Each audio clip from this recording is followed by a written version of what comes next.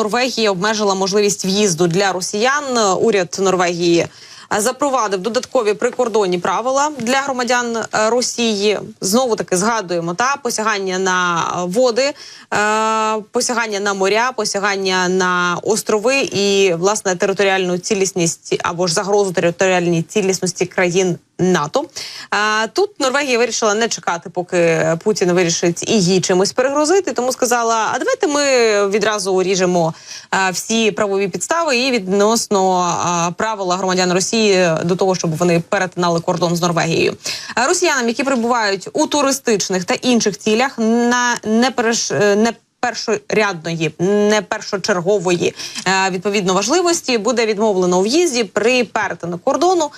Посилення правил відбувається на тих самих умовах. Норвегія одна з тих країн, які перестали видавати візи російському населенню у 2022 році. Відновлювати це не збираються. Кажуть, що поки агресія до України не зупиниться, то ніяких туристичних відвідань Норвегії громадянами Росії не бачити.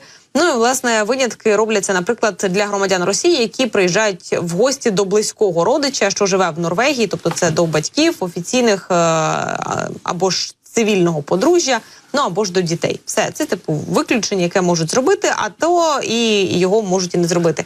Ну і нові правила будуть також з 29 травня. Кажуть, не їдьте до нас, не хочемо вас бачити. Катя, але не все так погано для росіян, як може здатися, тому що інші держави Шенгенської зони, які досить далеко від Російської Федерації, які не межують з цією скаженою державою, вони трошечки простіше до цього ставляться. І мені достеменно відомо, що там такі держави, як Італія, Франція, Іспанія, вони більш спокійно до цього ставляться і видають туристичні візи.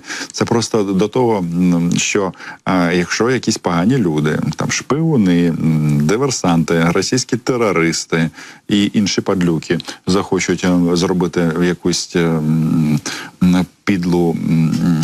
підлість на території Норвегії, вони просто виїдуть на територію Європейського Союзу через інші держави.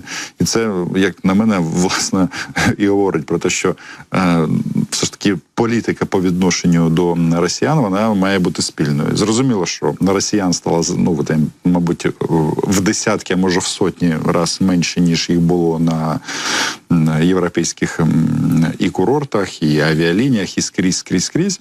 Але для забезпечених росіян це все залишилося. Будь ласочка, аеропорт Стамбул, чудовий хаб, де можна пересісти на будь-які європейські авіалінії. А візи, як я сказав, їм продовжують видавати. Для них зараз Стамбул – це як колись для таких людей, як я, був Мінськ. Були такі часи, навіть, здається, 100 років назад, коли можна було на літаку добратися з Москви до Києва, з пересадкою.